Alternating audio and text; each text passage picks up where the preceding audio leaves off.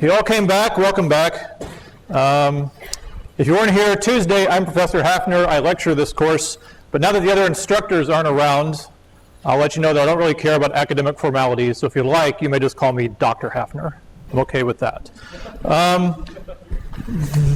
Okay, so you guys are into word clouds. I get it now. Okay, it's an impressive level of word clouding we did, where I spent God knows how much money on access to that, and they were excited I was going to use it for academic purposes, and I was like, they said, you're going to take attendance? Do you want feedback on the results? I was like, no, it'll be all right. Just give me access to it. Okay, so last time we talked about 3 types of kinematics. 3 kinematics. Let's see, we did the simplest one. We did the motionless object. And 2, so that was just to warm up. And then we did uniform motion. So you may see that word in a problem. Uniform basically means the velocity is a constant. So we'll keep writing Vx because we're in 1D, just to remind ourselves we're in 1D. Eventually we'll get rid of the x and just call it velocity. Then we talked about how you can have finite intervals or you can have derivatives, etc. And then at the very end, I guess we talked a little bit about non-uniform motion. All right, and basically that means Vx can vary. So Vx will change, and we've got to figure out how are we going to describe that? What math are we going to use to explain it? So to think about it a little bit, we got to go to, oh, dumbass, I'm going to be in trouble. We got to go to the timetables of history, physics history. Where are we here? There we go. Here they are. So if you had to throw history on a graph and put big scientific advances on it, it'll look something like this, the major parts. So we'll look at this throughout the year and see when things happened, all right? It's my thing. I'll put on it whatever the hell I want to put on it, all right? So this is going to be a very Eurocentric introduction to the history of physics, right? A bunch of stuff happened. We're not really sure. Let's talk about Europe. Okay, Thales. Okay, so Thales, first scientist, because he was the first one that did an experiment to figure out how everything worked. That's kind of the idea. People before him kind of looked at the stars and tried to gauge it, and et cetera, et cetera. Lots of bad ideas about geometry. But Thales said, no, let's actually do an experiment, right? So that makes him the first scientist. But the first person to do our passion right now, our passion is kinematics, was Strato the physicist, is what he was called. And he basically came up with the idea of acceleration. He figured out that things are actually speeding up when they fall through various sort of interesting sort of experiments, right? So he's like watching something like, let's watch this waterfall. And when the water is up at the top, it's staying together. And at the bottom, it's breaking apart. And if it's going the same speed, it wouldn't break apart. So it must be speeding up. So he had the idea of acceleration.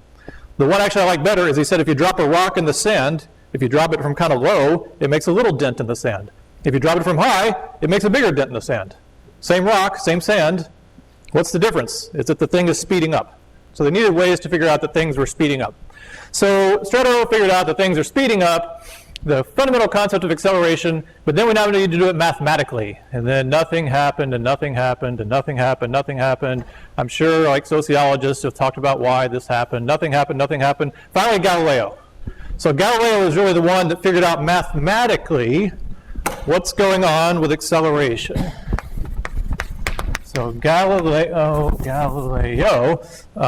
basically said, and this is important for your homework problems, all free, and I'll tell you what I mean by that, objects fall the same way. Okay, he didn't get into why. Why, of course, is this person is why. We're just talking about kinematics this week, so we're just describing it mathematically. We'll get into why later. They all fall the same way. Their position is proportional to time squared. That's the proportional symbol. It actually isn't alpha. It's its own special symbol that means proportional. And the way we look at that is we say, consider uniform times.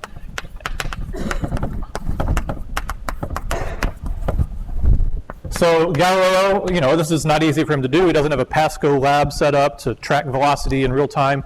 He had to think of a way to do this. And what he came up with was make like a chart. And instead of focusing on watching something go through separate times and seeing it go faster, he said, let's watch it go through uniform times and look at the spacing.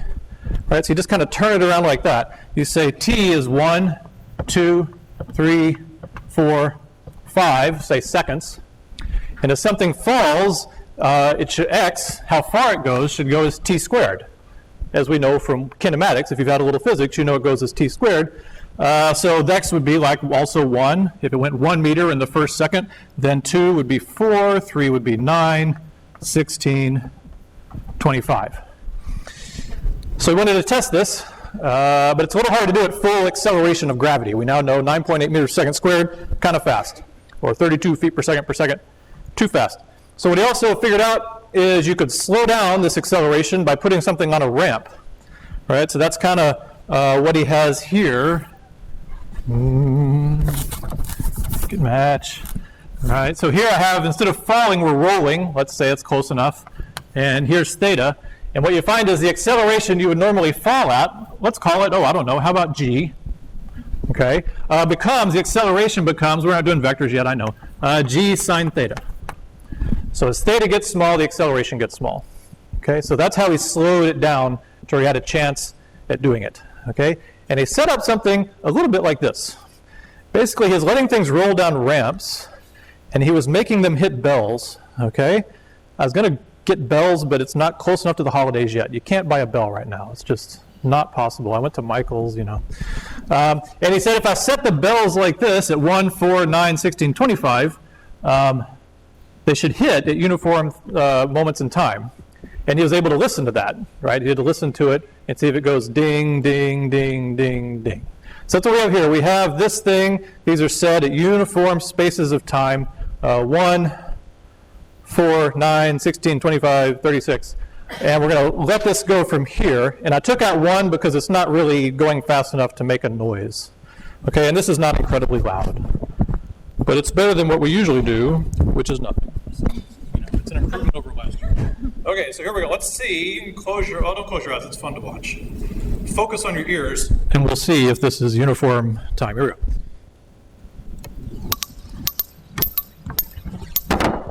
Did it sound uniform to you? Did it sound uniform?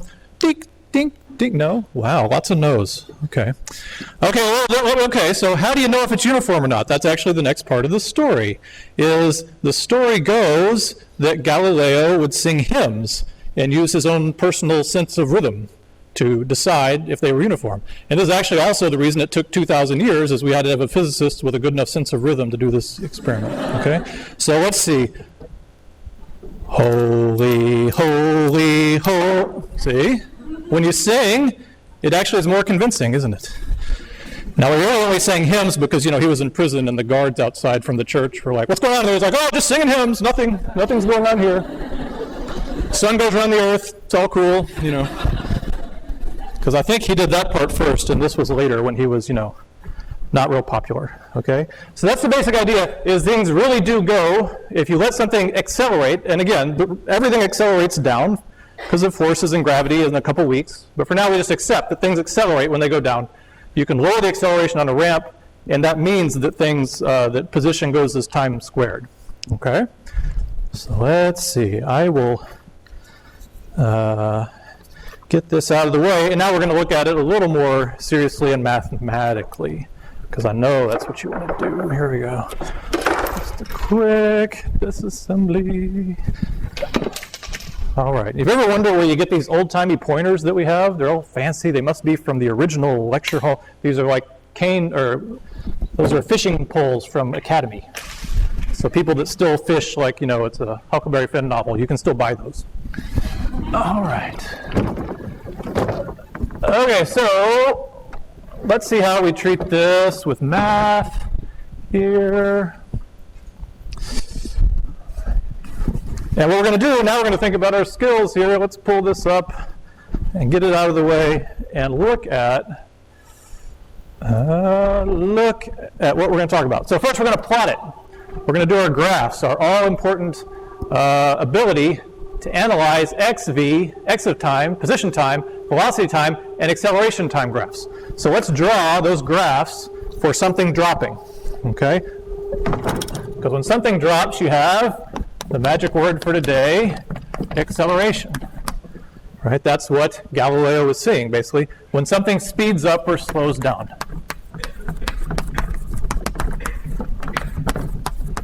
Speeds up / slows down.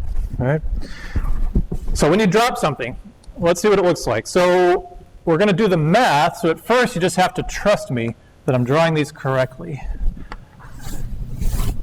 So these are 3 kinematics plots. Therefore, they're all time on the horizontal axis. And we're going to plot position here. We're going to plot velocity here. And we're going to plot acceleration here. Okay? And we're going to do it for a piece of chalk that we drop. You ready? I'm holding it at the origin, and it's filled up, and there it goes. It goes down like that. So let's draw that here. Let's see. So here's my chalk. All right, I'm going to drop it. It's going to go this way. And what we're going to do is have an axis, our x-axis, that it goes down. We're going to make it positive down. You don't always have to do positive up. You can have positive down. I'm going to put the origin there. All right, that's allowed. All right, so what does the position time plot look like? Well, you could think, well, it's probably curves, velocity increases, yeah, and it's got to be flat at the bottom. So I think I drew that last time. It makes kind of like a parabola like that. Okay. What, therefore, must the velocity do? Remember that the velocity is the derivative of the position, the change, the slope. So here it looks like it was 0. That matches what happens. I'll drop it from rest. And it increases like that. So there's your velocity curve. And let's see. So when you drop something,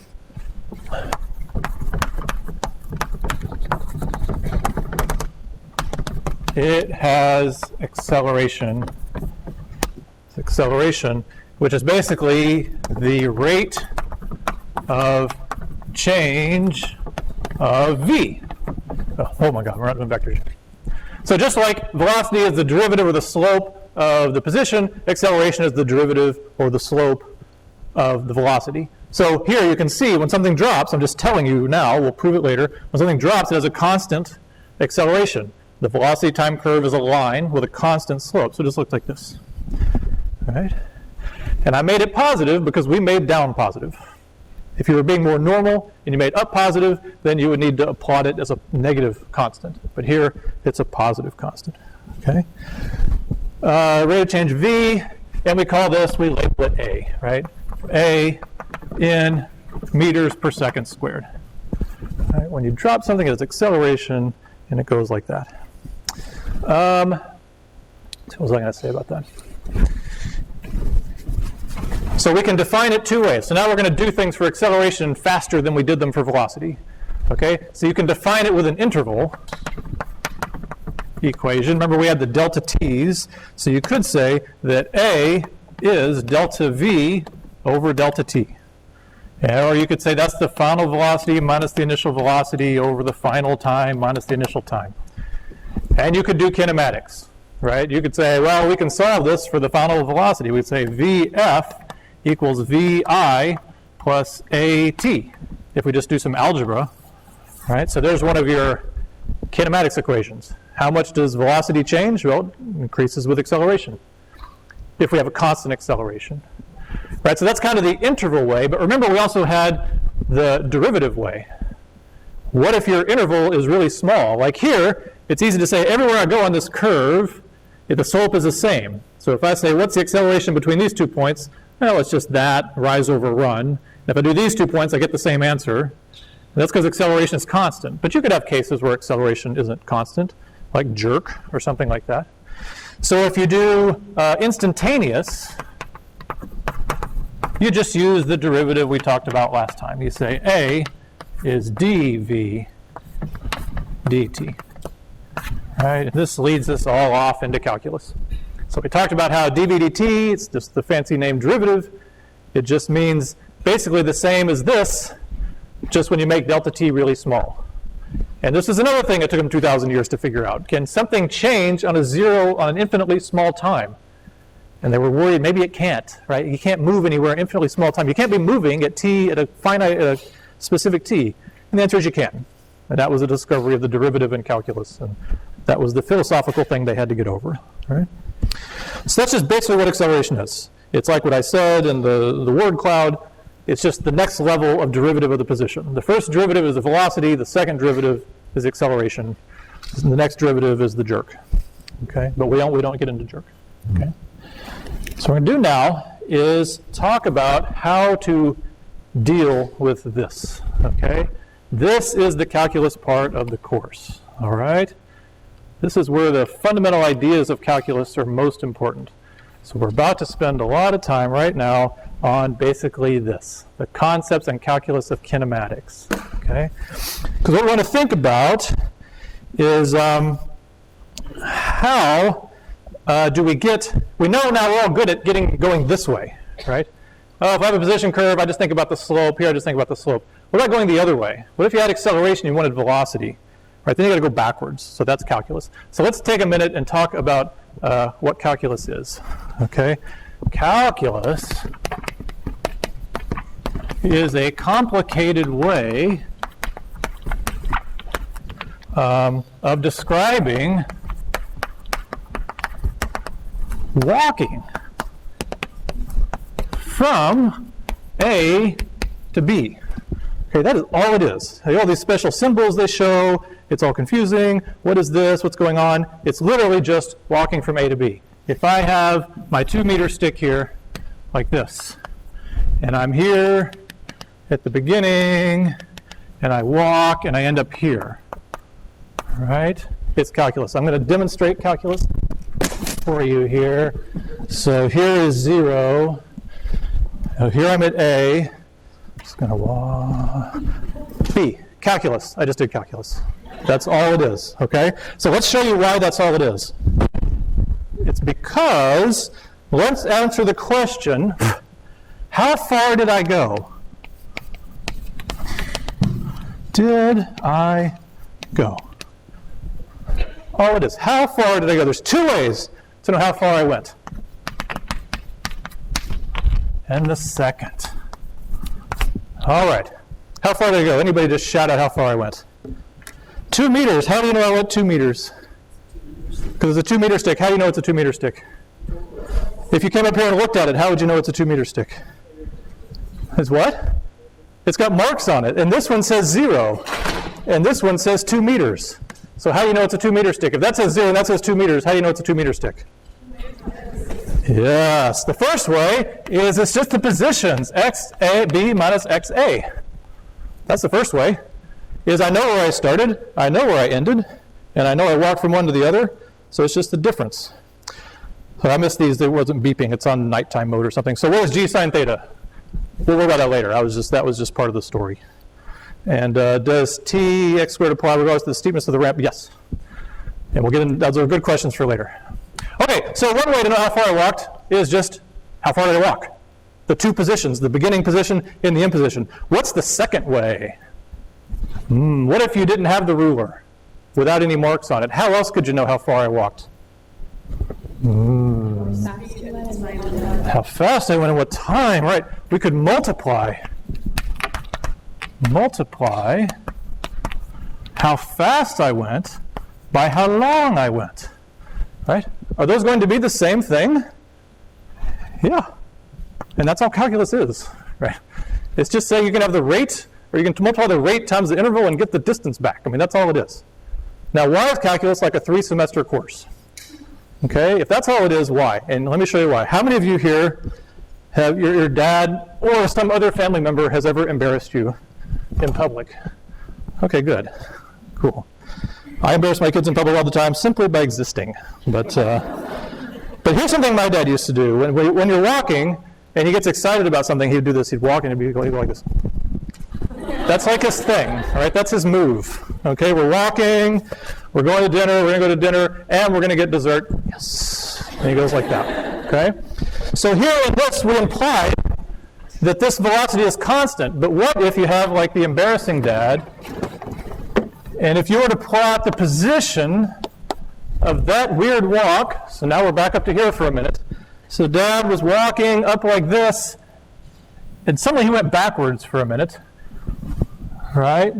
But he didn't get back past the origin, so he's staying positive x, negative, then he goes back forward again. Right? Okay. So slightly weird walk, but that's what it would look like.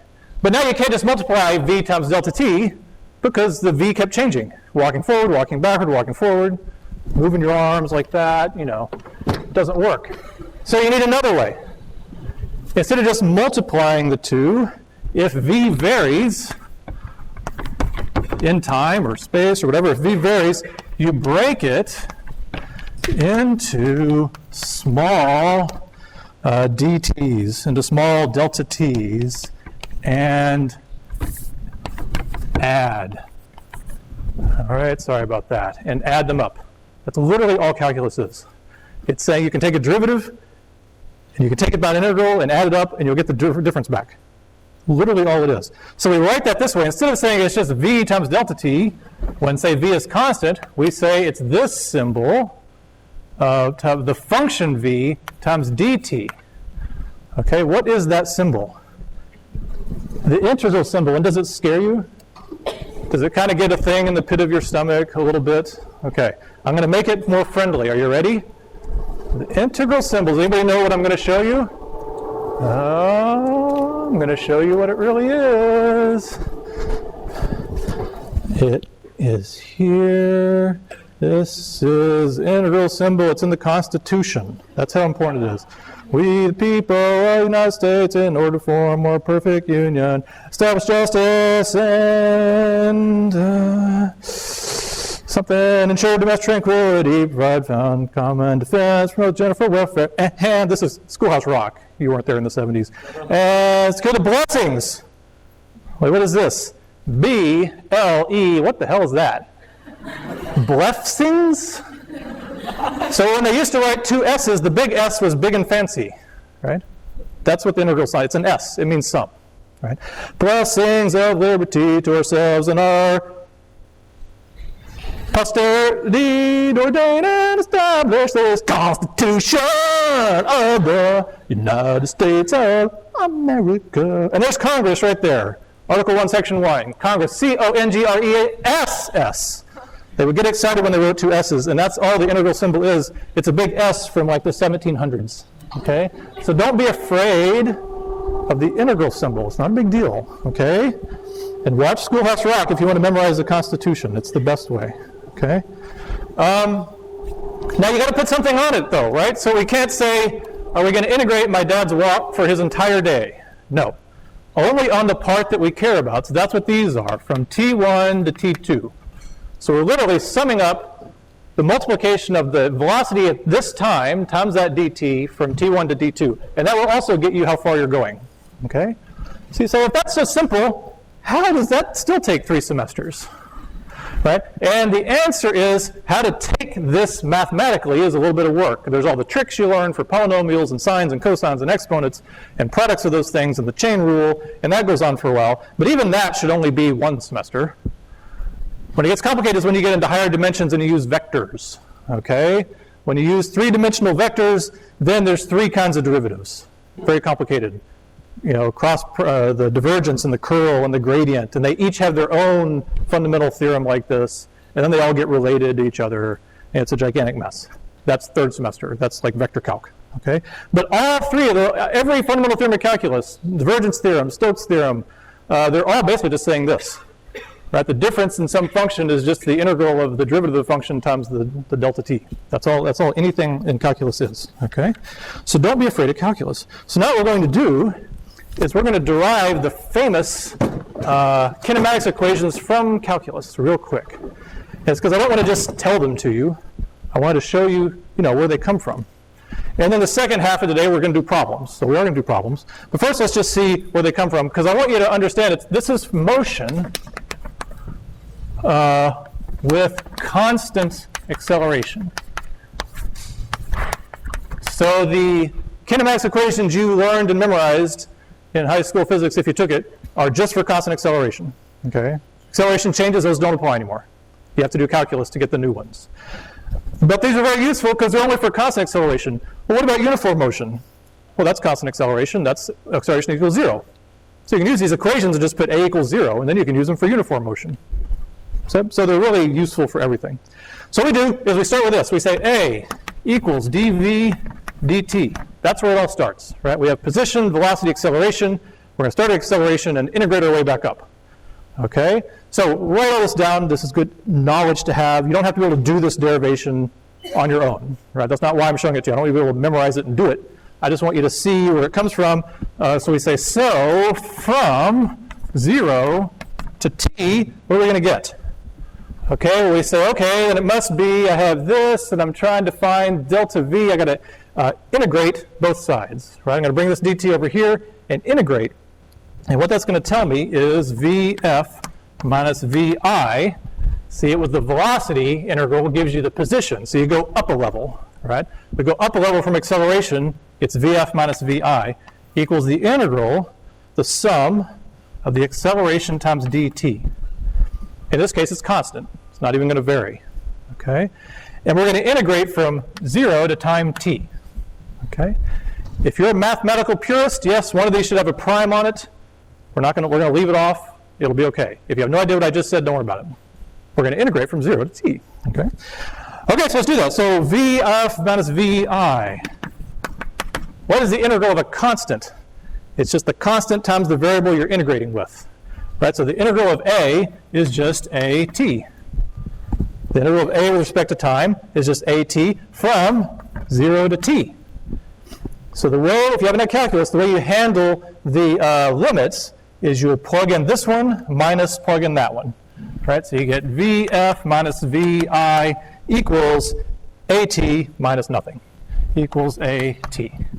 Right? Which is what I wrote down somewhere else already. Right? So vf minus vi equals at. We got it just from this, and it worked because a is constant. Right? Here we got it from the integral. A is constant. It's going to give you the same answer. If a weren't constant, then we would have got a different answer. But a is constant, so that works. So there's one of your fundamental kinematics equations. How does velocity change when you accelerate? V final equals v initial plus at. Okay, so now we know how the velocity is going to change. So now we're just going to do it again. Let's just keep it going. We know that v equals dx dt. All right, and we say, oh, how does it work? Let's see. We're going to take the integral of v. So that tells us xa minus xb. So from that same 0 to t, from the origin of time to some time, we'd say x final minus x initial, there's the change, equals the integral from 0 to t, and now we're going to put in v. But we can't just write v because it's not constant. Right here we just wrote a because a is constant. That's easy. Now v is changing. Oh no, v is changing. So we put it in here and we say v after some time is v naught or v initial plus at. So we say v initial plus at. So now we put in a function for v. See that? With a dt on here. Like that. We put in a function because it is a function. Let's see. Right. Okay, so then what do we do? Well, we do our integral. We say xf, x final, I probably can't see that, x final minus x initial equals what? Okay, if you got to integrate something with two terms, you just do each term individually, right? So vi is a constant. The integral of vi with respect to t, a constant is just vi times t, right? Vi initial times t. That's starting to sound familiar. And the integral of something to t goes to t squared, and you divide by the 2. Plus 1/2 at squared. Right? Evaluated from 0 to t. Okay. So now what I'm going to do is I'm going to write x final, and I'm going to go ahead and bring the x initial over here, equals x initial, and now we're going to evaluate this side, and you see when we plug in t, it's just the same. When we plug in 0, it's just 0. So this minus a 0 is just this. So I'm really just going to write this again. xf is xi plus v initial t plus 1/2 at squared. Right? And that's your other kinematics equation. Right, like that. This is the one, maybe that sounds familiar. Vixi, vit plus 1/2 at squared. Right? This is what you use when you're solving constant acceleration kinematics problems. Okay. Yeah, so this is basically when you're solving a problem where an object ends up, because we'll come up with another equation later, after, I want to stress, constant acceleration for time t. So really, you only need 3 equations in kinematics, right? You need this one, and then it's good to, well, no, actually, you only need these 2. Because you can say, what about uniform motion? For uniform motion, make a equals 0. And what is this? X final equals x initial plus vt. It's the same equation. This is d equals vt right here. Final minus initial is d vt, if you just make the acceleration 0. So this is really everything right here. There's one other one that I'll tell you about in a little bit that we have to derive, but it's really just a combination of those. Okay? So they aren't mysterious equations that came down on a stone tablet or whatever. They're really just derived straight from calculus. And this is why I say you have to have calculus-based physics. You can't really do non-calculus-based physics. It's not possible. Okay, I'll figure out why my phone isn't beeping at me here later. Why did they use to write 1s like an integral? They didn't write 1s like an integral. We write an integral like they used to write 1s. They had it first. The politicians had it first. Hi, should I be worried if these derivatives aren't making sense to me? No. Well, no, not today. Yeah. No, so we will not make you do a derivation like this. Eventually, you'll be good enough to do a teeny bit of calculus on an exam. We'll show you the tricks, okay? I haven't had time to go over the tricks yet, but we'll either go over them in class or I'll make a little one-sheet reminder. Because we just need to do the most basic integrals. T squared, sine, and cosine. That's really it. So for these equations, is when we have the like the line from the 0 to t, like VF we as at from 0 to t. Yeah. You always plug in t for a. Oh yeah. So I'm sorry. So this is the thing where I didn't vary my notation, right? You're plugging in this t for this t. Okay. Yeah. You're plugging in t for t, and then minus plug in 0 for t. Okay. Usually you have 2 different letters there, but this time we don't. Yeah. That first step when you come from a equals to vt to vx minus vt. I was just sort of following this rule. I guess what I should have said is the rule is that v is dx dt. If that's true, then this is true. So we're not kind of going through it algebraically. We're just applying the very first step. Here? This is the definition of acceleration. The fundamental theorem of calculus. Anytime this is true, then this is true. You say this minus this equals integral of this times this. I'm not going to justify that, yeah, but it's called the fundamental theorem of calculus. Okay, let's see.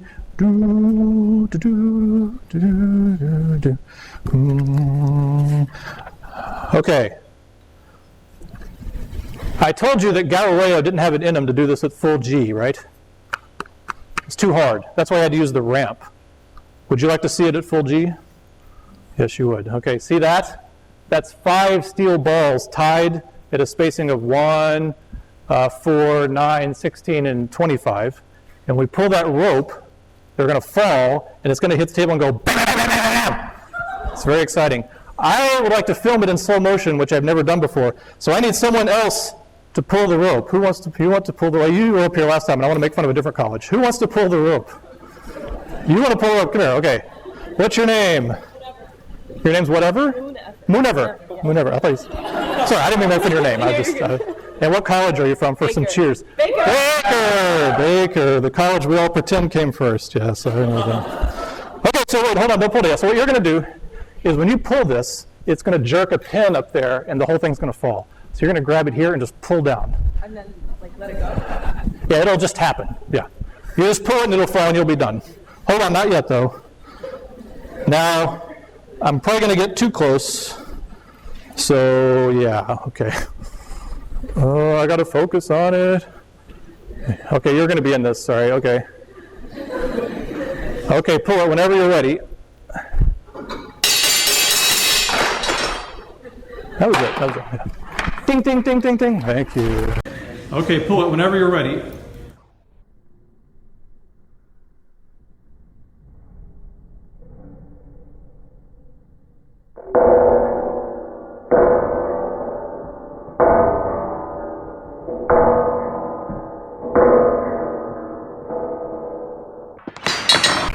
Thank you. Minerva. Got it. Cool. Very cool. Okay, so that was what Galileo couldn't quite pull off. So if you want to say that we're better than Galileo, then go for it. So my phone isn't ringing, so let me answer these questions real quick, because there's some good ones in here, but I'll answer all of them. This is a reminder of Freddy's bath. Oh, wait, no, that's not. When do you use VF minus VI equals AT up there? I'm going to use it in a problem in a minute, so you'll see. It's when you want to find how does a velocity change under acceleration. Right, that's what it is. But we'll do one in a minute. Is S interchangeable with X as position in these equations? I think what you mean is sometimes books, when they're doing 1D kinematics, use S instead of X. So yes, if S is position, you can write all this for S. I don't think your book does that, but maybe.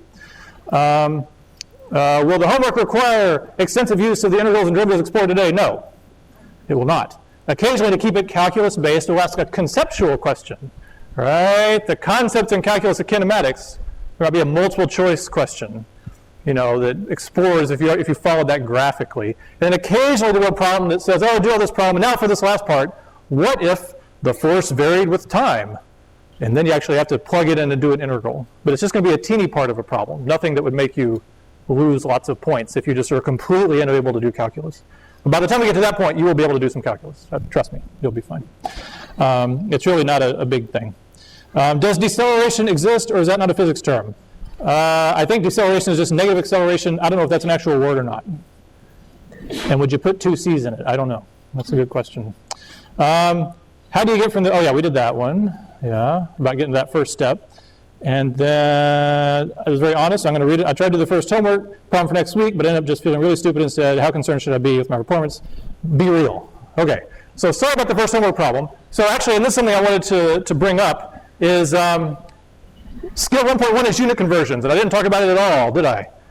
It's not really something we were going to lecture about. I figure you saw it somewhere in high school, is how to convert from one unit to another. So for that first problem, I just made this big fun thought one that required like 10 conversions, because I thought it'd be kind of a fun thing to do. That's all it was. You're not going to be asked to do any more complicated unit conversions or anything. So if you're going to do that one, just go to the second one and just start from there. Don't worry about the first one. It was just like a fun unit conversion. The other one is how many atoms per second does your hair grow, or something like that. Also fun, right? I was giving you the more environmental one. But the reason I put it in there, and the reason it's a skill, is you will have to convert units to do problems, but it'll usually just be like, it's in centimeters, I need meters. It won't be some long, complicated thing. Although you do them the same way. So don't worry if you can do the first one. If you can't do the next 5, come to office hours. Okay? Because the next 5, the next, 15 are all important. Okay, so now we're going to do that calculus derivation again. But this time graphically, right? I just want to show you one more time. You may have heard that the integral of a function is the area under the curve. You may have heard this before, right? And you may be thinking, I wonder if that's related to all this. So I'm going to show you, it is exactly related to all this. That is exactly what's going on. So if that last derivation made no sense, but you have some understanding of sort of the graphical version of calculus, like if that's all you left with after you took calc in high school or something, let me see if I can help here. So we're going to make the same drawing, position, velocity, and acceleration for something falling. And we're going to, again, make the positive direction up. I'm sorry, the positive direction down, just like we did before. So everything is positive here, right? And it's going to go like that. We know it does that. We know position, or velocity. Got to analyze these graphs. And this is a concept of calculus and kinematics. A concept of calculus would be this slope is increasing. Therefore, v must be increasing. And now, mathematically, you know why. Because xf minus xi was a times t. A times t is a constant. A is a constant. A times t is a line. Y equals mx plus b, right? So if it's just a times t, it's a line. So now you know why. And we're saying constant acceleration, right? Like that. Okay. So what I want you to think about is this. I'm going to write the phrase slope is the value, right? Because remember, the slope of the position time curve is the velocity. So we're going to draw something like this. To go this way, the slope is the value, right? Slope of position time is the velocity. The slope of velocity time, slope is value. The slope of the velocity time curve is acceleration. Right? Look at it. Is the slope constant all the time and positive? Yes. The acceleration is constant and positive all the time. So the way I drew it, it all follows. But now that we've sort of talked about integrals, we can go the other way. And our phrase is that the area is the difference. Ooh, look at that. What does that mean? That means that if you pick two times, let's say Ti and Tf, and you draw like a, did somebody build their own Galilean ramp? Okay, no, I thought I heard bells. It's like, wow, you guys are like into this experiential learning stuff. So if you draw Ti here and Tf here, what this is telling you, area is difference. It means this area is equal to this difference here. The delta V is equal to this area, which is A times dt. You can almost see the integral, right? Delta V is the integral of A times dt. That'll give you the area. And you can do it again. You could say here, the area is the difference. Like that. And what does that mean? That means that here, this difference, the delta x, if we were to accelerate for this time, how far would we go? We would go from this initial x to that final x. We'd go that delta x. Right? According to these graphs, if we follow this trajectory, in a time t, we're right here, we actually have an initial velocity, we would go to here. And we can figure out how far we go from all this information. Right? It's all geometry. Let's do it real fast. What would this be? Delta x would be x final minus x initial. And it would be this area under this curve right here. Right? That's what we just said. The area is the difference. So delta x equals this area. Equals area under VT curve, right? So that's just geometry. It's that area. Now what we're going to do is we're going to calculate that area, and it's like an asymmetric rhomboidroid, whatever it is. So we're going to divide it up into a triangle and a rectangle, like that. We just got to add up these two areas here. So you got a rectangle like that, and you got a triangle on top of it. Let's see. So let's see. Delta x is, I think I like to do the rectangle first, yes. What is the area of that rectangle in the terms we've been talking about? Well, this side of the rectangle is delta t. What is this side of the rectangle that's special? It's vi. Right? It's the initial velocity. Okay, so there's the rectangle, vi times t, well, delta t, I guess we'll say delta t. Okay. Now, what's the area of a triangle? 1/2 base times height, right? 1/2 base times height. Plus 1/2, what's the base? Delta t. And what is the height? The height I'm going to write as, well, okay, what is the height? The height of this triangle is the delta V. But what is the delta V? It's the area under here. What's the area under here? A times delta T. So here, this could be A times delta T again, right? 1/2, this is the base, and together those are the height. Pure geometry, right? Have I done anything other than geometry here?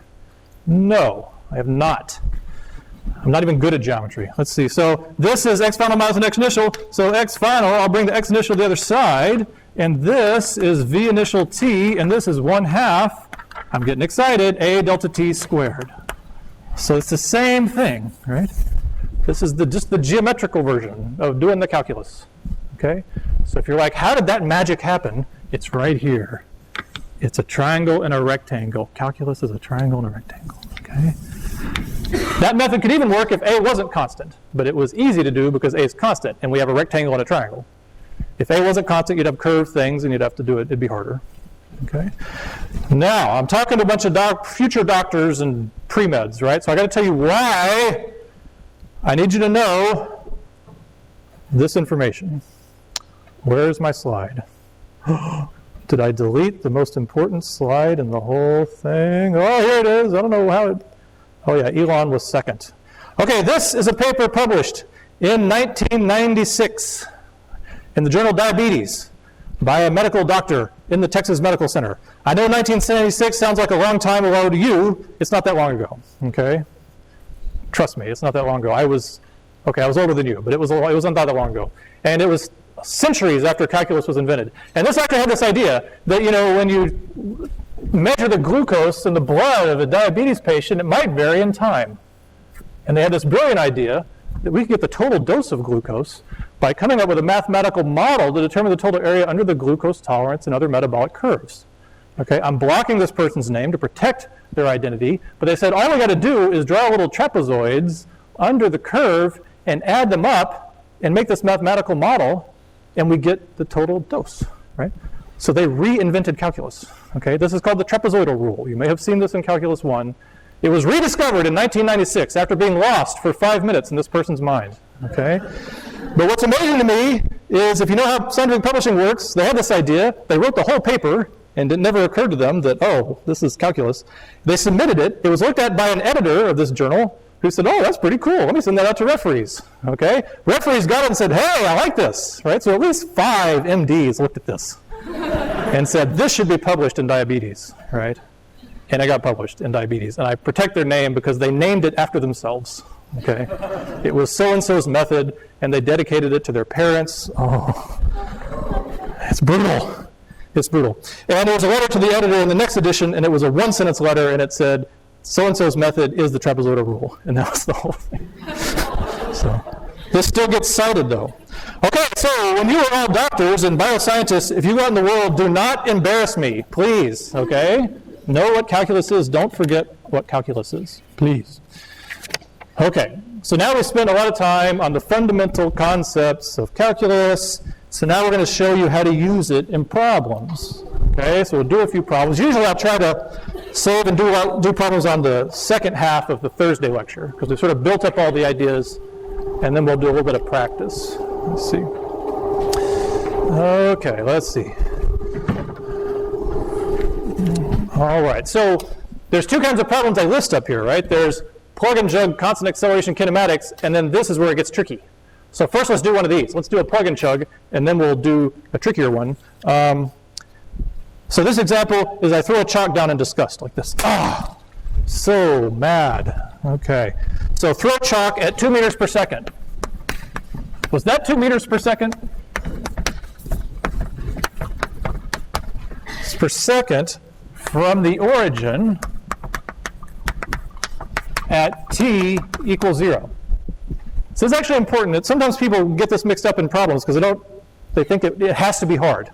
So what we're saying is this chalk was released, coordinate system, let's make down positive because it makes life easier, released at the origin, and it had some initial velocity, vi equals 2 meters per second. And remember, Galileo said when something is free, it has this constant acceleration. That is, I will tell you, 9.8 meters per second squared. You've probably heard of that number if you've had a little physics. 9.8 meters per second squared is the acceleration at which things fall. Okay?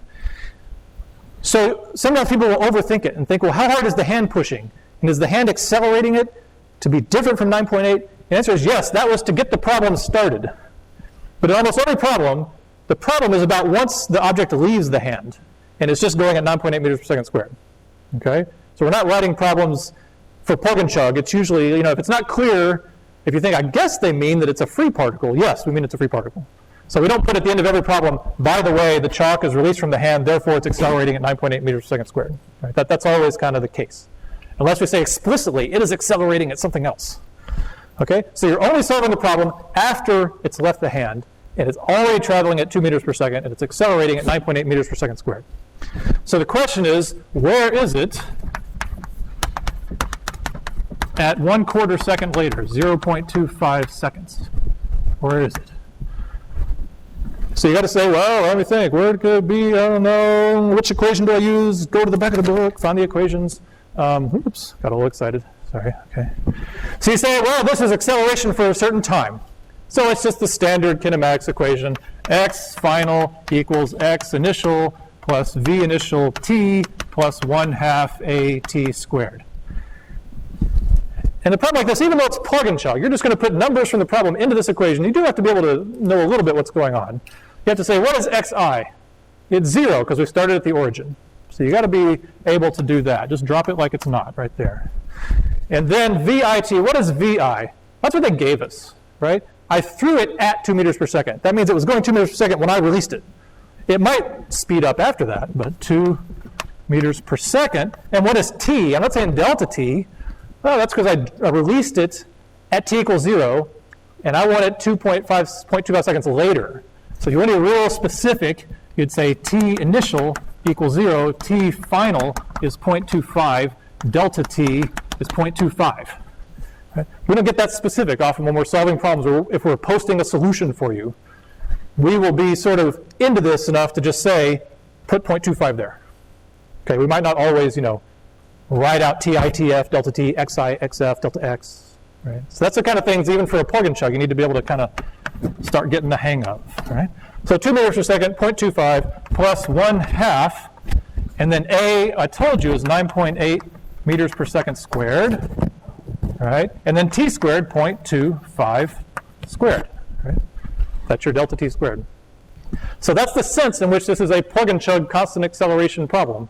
Is we gave you all the numbers you need, 2 and 0.25, and 0 and 0, or 0 here. Then you plug it in, and blah, blah, blah. You get xf equals 0.81 meters. And you're done. That's how far down it went. Now, we have ways of making plug and chug problems hard, right? Just because that's, we just sit around all day and say, oh, they'll really hate this one. Let's do this, okay? But a good follow-up would be, what if I threw it up?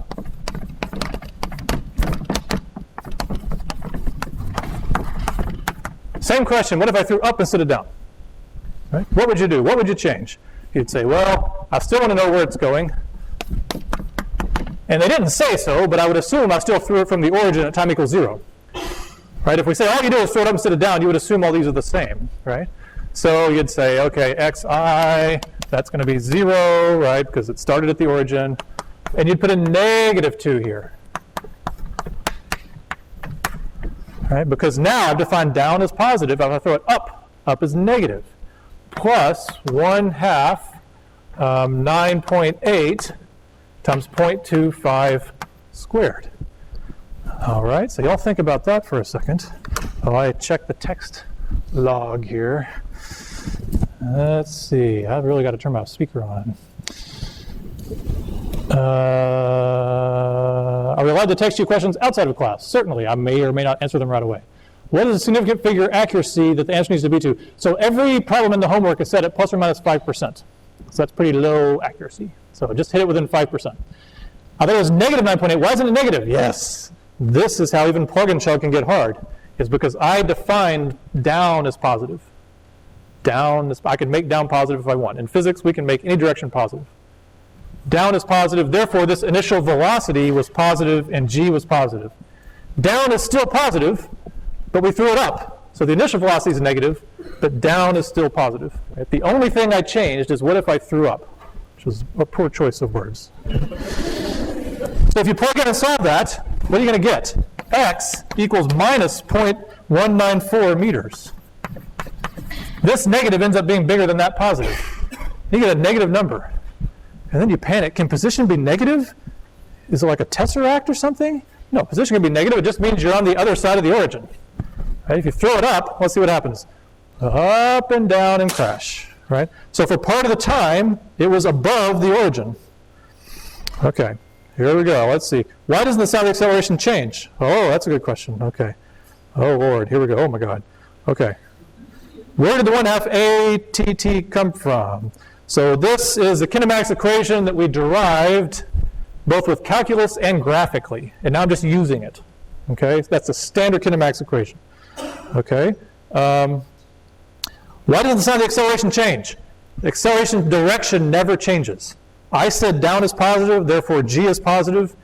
It'll always be positive. When something is moving up, it can be accelerating down. All right? If something is moving up, its acceleration is down if it's slowing down. So when I do this, here we go, let's make it dramatic. This is going to leave my hand. And between the time it leaves my hand and hits the table, or hits the floor, the table, okay, oh, sorry, the acceleration was down the whole time. The only time the acceleration was up is when I was throwing it, right? But we're not talking about that part. We're only talking about the part when it's free, right? That's the free part. We'll never really solve the part when something is pushing it this week, except for one problem. But I'm going to do the example too. George defined down as positive. No, it's totally up to you. Either way is positive. Why is the A still 9.8 when you throw it up, even though you put force behind it to make it go up? Excellent question. I put force behind it to make it go up, but you're only solving it for after it leaves my hand. Once it leaves my hand, it's only experiencing gravity down. That's why I was trying to specify the free part. You're not solving for when my hand pushed it. All my hand is doing is giving it an initial velocity. You're just solving it when it's away from my hand, and then all it can possibly do is have acceleration down. Why don't I make 9.8 negative? Yeah, right, because it's down, and I said down was positive. Okay, so it's tricky, right? That's the plug and chug, right? See how tricky plug and chug can get? Oh, they have to even tell you how to make it even worse. But let's make it worse. So if you solve this for negative, and you get negative 0.194, let's think about the motion. When you throw it up, it goes up and down, right? So we're saying at 0.25, it's at negative 0.194. But was it going on the way up or was it going on the way down? Which one was it? What do you think? There's no way to know just by looking at it, unless your mind is like a really fast calculator. So how are you going to know? Is it on the way up or is it on the way down? Put it in your graphical calculator. Yeah, I know. You have a graphical calculator. The other way would be to think, well, what's the difference between going up and going down? Is the velocity, right? So if we said is it on the way up or on the way down, what you'd want to say is, let's see, up or down, is you'd think, well, I want to deal with the velocity. I want to know is it positive or negative? So you go to your other kinematics equation. I should have left them up, right? There's that one, and then there's this one. V final equals V initial plus AT. That was the other fundamental kinematics equation. You'd say, okay, let's see if I can get all the signs right. I gave it initial velocity up. That's negative 2 meters per second. Plus, and I'm treating down as positive, 9.8 t. And t is 0.25. So is that number going to be positive or negative? Let's see, 10, quarter of 10, 2.5. I think it's going to be positive. Yeah, it's positive. It's barely positive. Right? This is, if this were 10, it'd be 2.5, and 2.5 is bigger than negative 2. The answer is 0.45 meters per second. So the answer is, it's going up, it's going down. Sorry. I can't even get it right. So is it going up or is it going down? It's going down. Because we got a positive number, and we define down as positive. Right? So we caught it here, right there, going up or down. See how horrible a plug and chug can be? That was all plug and chug, right? Well, we only used two equations. We use VF equals VI plus AT, and we use this. Okay? There'll be some true plug and chug where you don't have to do all these tricky things. Mm-hmm.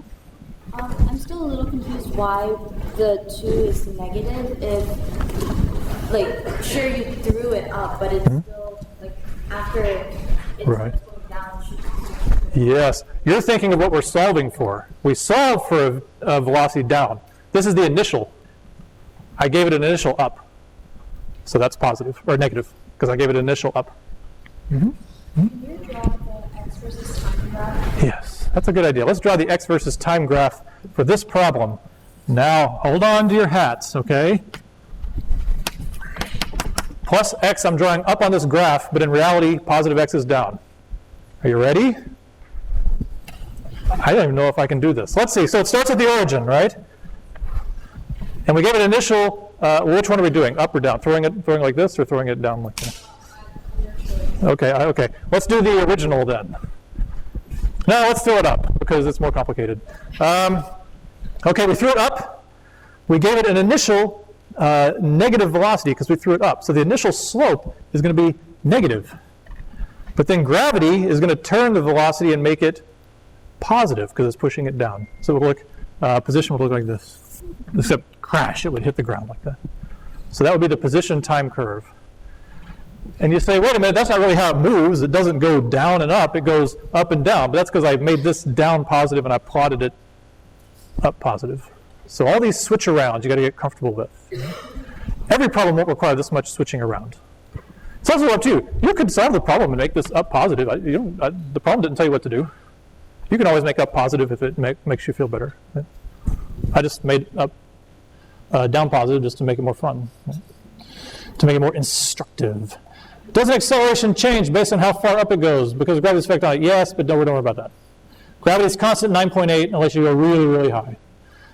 Do we need to use units in all the steps of calculating stuff in the homework to turn in on tests? Let's see. I don't think the graders need to see unit on every step. You're wise to include units a little bit as you go to make sure they're canceling correctly. But I don't think they check something that careful. So the position doesn't cross the origin. Here, oh no, you're right. This isn't the floor. Holy crap, let's see, down. Well, it depends what you mean the origin, right? So here I'm applied, it comes up and it stops back in my hand. This is it landing in my hand. If you consider the floor to be down here, then it would make it to the floor and then it would crash. Right. So I caught it in that one. Okay. Okay. Now, what's the most important thing we do next? Because I have several more. Okay, here's what we're going to do. So here's what we're going to do. First, I'm going to tell you there's a third kinematics equation. I'm not going to drive it for you. It's a lot of fun. I'm just going to write it down. Let me just remind you, we have 3 kinematics equations. We have 2, and I'm going to add one right now. Okay.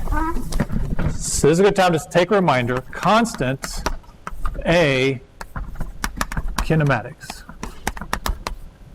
All right, so I was trying to show you that this all is V final equals V initial plus acceleration times time. We used it there, right? That's how we figured out what's the velocity after some time. Is it positive or negative? And then the big one, x final equals x initial plus V initial t plus 1/2 AT squared. That's the one we derived 2 ways. We did integrals and we did geometry. And that's really all there is. Uniform motion, A equals 0. There you go. A equals 0. There's D equals VT. That's really all you need. But sometimes, what if you accelerate for a distance? These are very useful if you accelerate for a time. You can get the change in velocity, you can get the change in position. Very nice. But sometimes they'll say you accelerate for a meter. How fast are you going? Or how long did it take? Okay? For that, you would want to combine these. You would use one, basically you solve this one for time and stick it into that one. And people got really tired of doing that. This is in the Middle Ages. They said, oh, we're so tired of doing this. This is what took so long. But it turns out if you do that and you mess around with the algebra a little bit, you get this third famous one. V final squared equals V initial squared plus 2a times delta x. So if you took some physics, you might remember this one as well. And I just want to stress, that is not some new original equation. That's not some new property of the universe. All it is the combination of these two. Right, so these two are straight from calculus, and that's all there is. And this is just a convenient way to write them when you have it for a certain time. Okay? Okay. So now, we've got time to either do, so now we're down to the last thing, multi-step and two-body kinematics. So what we're probably going to do is do one of them, and I'll make like a video of the other one. Okay, I have a YouTube channel with a bunch of crap on it. So by the end of the semester, we'll have all kinds of 125 videos. So you'll be able to see all the ones I plan to do, because they're all important. Let's do the two-body. Okay, so multi-step and two-body. I think multi-step will be easier to handle. Two-body is the one that's kind of weird.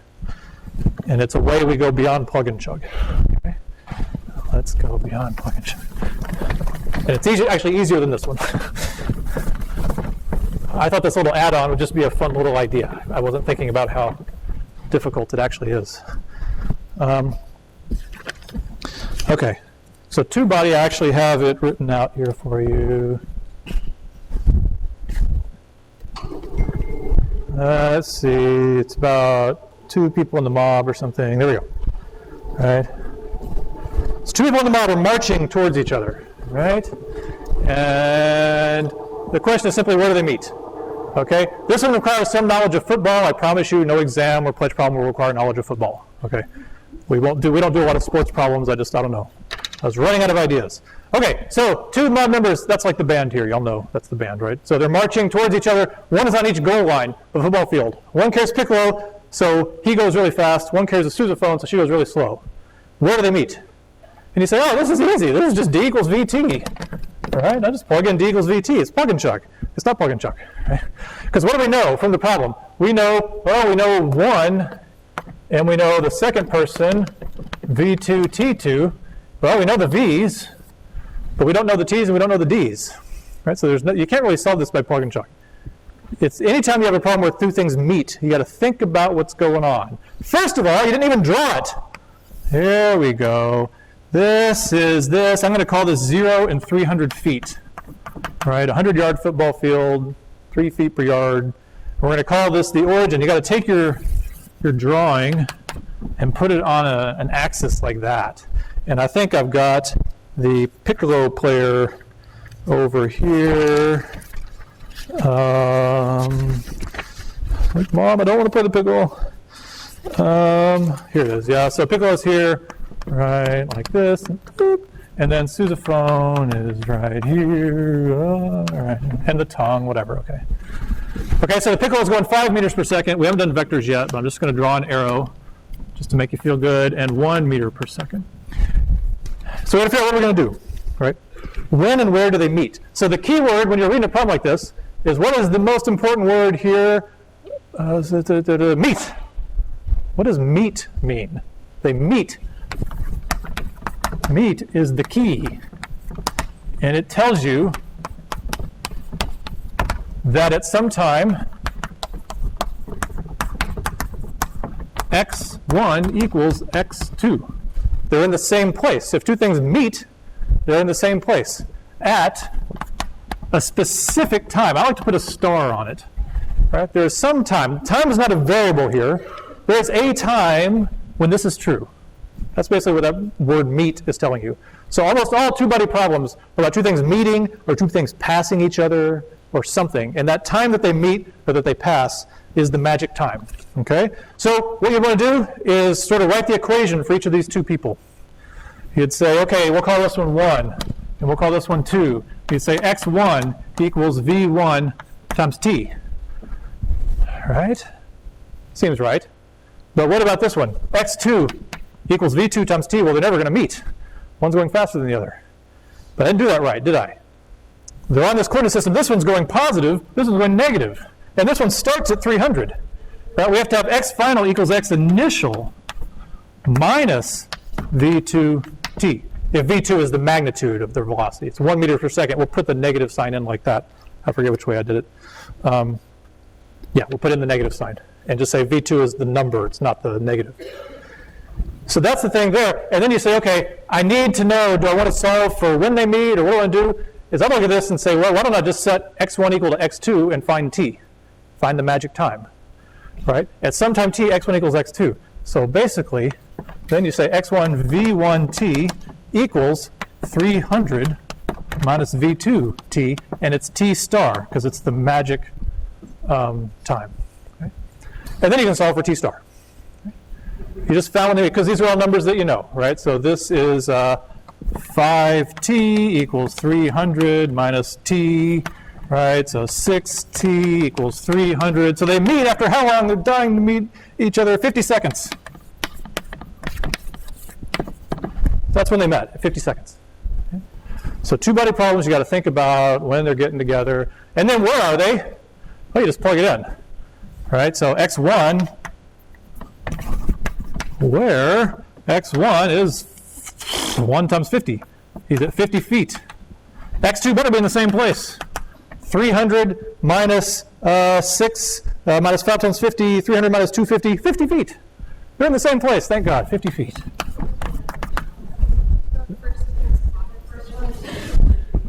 Which one's 50 what? Oh, switch it up. They're both the same answer. Did I say them backwards? Oh, they're 250. I'm sorry. I'll flip the negative sign around. That's what I meant to say. There we go. Fixed. But you get the idea. When you plug in the t, you'll get them at the same place. Yeah, I'll switch the v1 and v2. Okay, so that's how you do a two-body problem. What I didn't tell you is how to do multi-step. That basically means something was accelerated by my hand and then free. So acceleration change. You got to do it in stages. I'll do like a video of that or talk about it next week or something. Okay. Oh, will that be on campus? It's on campus too, yeah. So labs, I believe, start next week. Definitely not this week. Yep.